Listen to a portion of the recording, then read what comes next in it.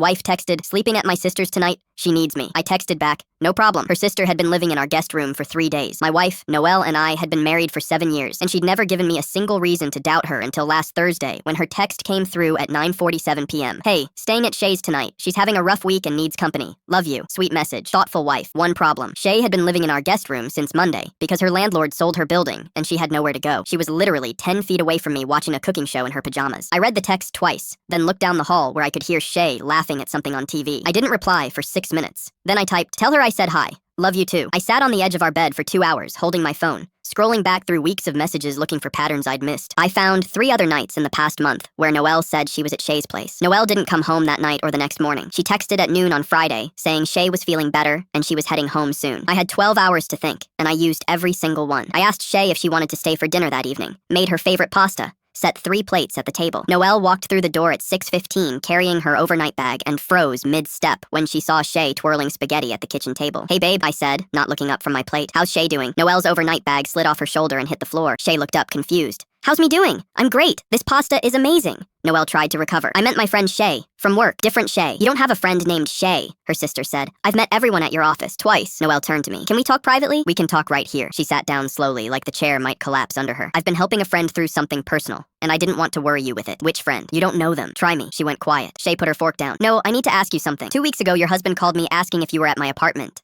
I said yes because you texted me that morning asking me to cover. You told me you were planning an anniversary surprise. Our anniversary was in January. This was October. She called me 4 times in 6 weeks asking me to confirm she was with me, Shay said, looking at me now. I thought I was helping with something special. 6 weeks. 4 lies. 4 nights my wife wasn't where she said she was, and I never questioned it once. Noelle, I said, where have you been? She started crying. I got fired 3 months ago. The room tilted. They let me go in July. I've been pretending to go to work every single day for 3 months. I get dressed, I leave at 7:30, I drive to the library parking lot and sit there until 5, and then I come home. Shay's mouth fell open. 3 months? Noelle. What about your paychecks? Noelle stared at the table. I've been pulling from our savings and depositing it into checking every 2 weeks, so it looked like my direct deposit was still hitting. I grabbed my phone and opened our savings account. We had $89,000 in that account in July. I hadn't checked it since because I trusted the woman sitting across from me. The balance was $11,340. 12 weeks of fake paychecks, plus whatever she spent to fill 8 hours a day of pretending to have a life she'd already lost. $77,660 gone, so I wouldn't know she got fired. Every early morning, I watched her put on work clothes and kiss me goodbye at the door. She was driving to a parking lot to sit alone until it was safe to come home.